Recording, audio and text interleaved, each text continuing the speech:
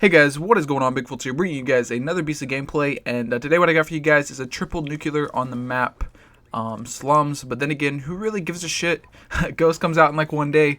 I'm doing this video as a Ghost frequently asked question frequently asked questions video, because I've been answering a lot of people's questions about Call of Duty Ghost, and it seems as if people are kind of asking the same question a lot and stuff like that. So I figured I'd put one of these together to help out my live stream later tonight, and also for you guys that are just subscribed to my YouTube channel that aren't going to be watching the stream, you guys can know a little bit of information about Call of Duty Ghost. I did happen to get it early.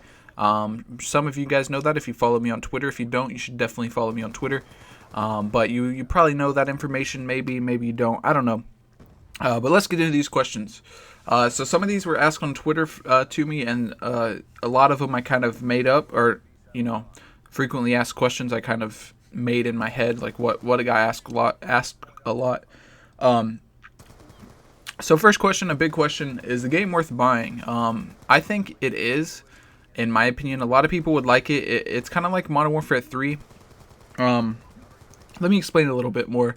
The mechanics of the game, like how your player moves around, how you jump, how you drop shot, everything like that is completely different. You can't really compare it to any other Call of Duty game. But I will say that as far as the actual setup, as what you're going to be using and stuff, it feels a lot like Modern Warfare 3. Like the gun recoil, the guns in general. And then the rate of death, I would say, is kind of related to Modern Warfare 2. You die really, really quick, which can be a bad thing, can be a good thing. So that's pretty much my take on should you buy the game or not. It's kind of your decision, but that's kind of how the game feels to me, at least. By the way, before I get into some of these other questions, I just want to say that anything that I say is subject to change because the game isn't even actually released yet. They're going to be doing a big patch before it releases.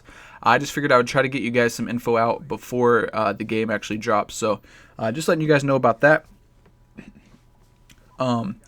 A lot of people ask me, what is OP? Like, what gun is OP? Is there any certain gun that, just seems to dominate? And really, I haven't experienced that much as far as, assault rifles, submachine guns, stuff like that. They just all seem to be pretty balanced in a way, I guess you could say.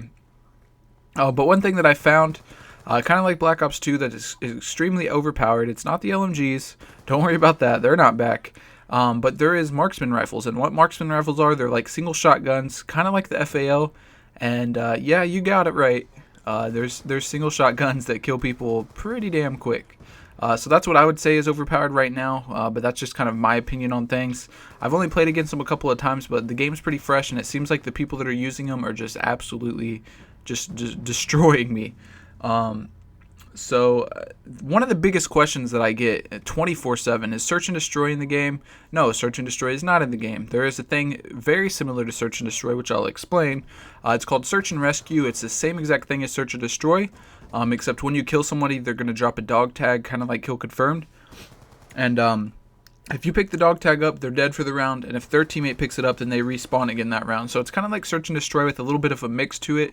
I think it should make search and destroy play a little bit faster, and just overall a little bit more strategic. Now, I don't know if they'll play that in competitive, but I would like to see it myself, honestly. I think it'd be better than regular search and destroy, but I don't know. We'll see. As far as other game modes and stuff like that, there's a game mode called Blitz, which has also replaced Capture the Flag.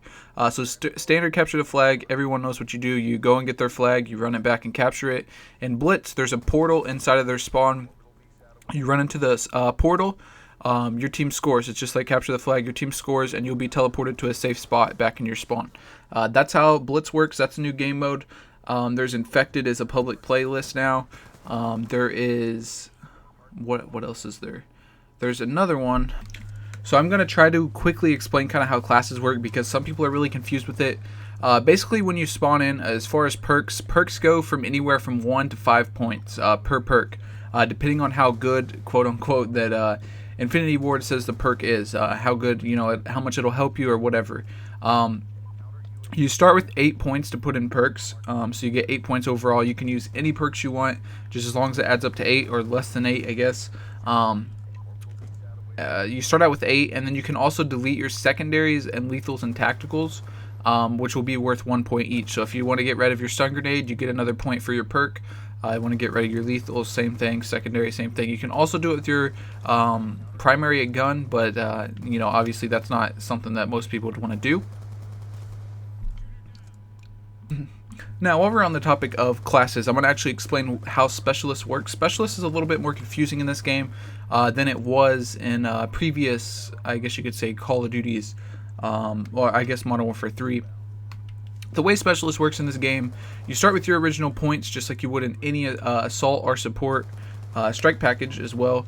And then you get to pick your 3 perks that you unlock on your way to your Specialist bonus. Now, this is where it's tricky. If you unlock a point, say you want to unlock a perk that costs 3 points, then you're going to have to get 3 kills plus 1. So the face value of the point of the perk is how many kills you're going to get it, and then plus 1. So your Specialist bonus can be anywhere from 8 kills to like 19 kills or something like that. Because once you get your last perk, then you have to get 2 more kills to get your Specialist bonus. So basically what I'm saying is that if you unlock like a 2-point perk, once you get a 3-gun streak, you're going to unlock that perk. Say your next perk is going to be a 3-point perk, you're going to need 4 more kills, then you get that perk as well, so on and so forth until you get your Specialist bonus. Now once you get your Specialist bonus, you will get another 8 points to put perks in. You can put them once again on anything you want, just 8 more points to use. People want to know how the connection is. The connection, in my opinion, is great. Keep noted, though, right now, dedicated servers aren't up. Right now, it's player hosts, and I see very little lag. There's no lag compensation, really. It just seems like really, really good connection to me, which is saying something considering barely any people have this game right now. People want to know if you should use SMGs or assault rifles. To be honest with you guys, the assault rifles, the SMGs are good, but the maps are more built for assault rifles, if that makes sense to you. So I'd say probably assault rifles with how the maps are laid out. People want to know if you should jump shot or drop shot. I think drop shotting is more effective. It seems like there's really no aim assist on console if you're a PC player, obviously. But it seems like there's no aim assist when people drop shot. So it's really hard to, like, your gun's kind of in the way and you don't really know if they died or not. And I don't know, drop shotting seems to work really, really well in this game. People want to know how good the graphics are. The graphics look great. One thing I can say that I dislike about the graphics is the coloring in this game. The colors are really, really dull, and it kind of gets saddening, I guess you could say. People say like depressing or whatever. Let's see, what other questions do we have? Is there a Moab? Yes, there is a Moab. I'm sure most of you guys know this, but it works the same exact way that the Moab was in Modern Warfare 3. It's a hidden kill streak, 25 gun streak. You get it. It's called a KEM strike. I've heard people call it the Keem strike. So that's pretty cool. That's probably what I'm going to be posting a lot of. Let's see. How do you unlock stuff? You actually unlock everything. Not everything. You unlock perks at a certain level, and some other stuff. I can't tell you exactly everything. I think perks is the only thing that you unlock at a certain level. But you also get squad points, which is like unlock tokens basically when you level up and when you like do shit. I don't even think you have to level up, but when you're just playing the game, you get squad points, which you can use to prematurely unlock anything in the game. What other question do we got here? How are the maps? The maps they're really big. They seem really big, but I think the maps are going to be alright. I feel like a lot of them are made for Ground War 9v9, but there's not Ground War in the game if you guys didn't know. So I feel like kind of the maps are a little bit big, but I think that I'm kind of getting used to them now. They're starting to flow pretty good. You just kind of find that sweet spot, I guess, in the map. And that's pretty much all the questions. Oh, I got one more. How is competitive going to work? Competitive, they removed hardpoint from the game, they removed capture the flag from the game, they removed search and destroy from the game. So literally all 3 game modes that competitive players played, they removed. Now I think some of them are in private match. I actually can probably confirm that right now. I'm on my game, so let me just look. Mode, standard. Yes, there is search and destroy inside of a private match. And there seems to be there's no anything else. There's just search and destroy. So you can play search and destroy in a private match, but it kind of makes you wonder what they're going to do to replace hardpoint, stuff like that. Like I said, they could update and add, hardpoint into the game or something like that.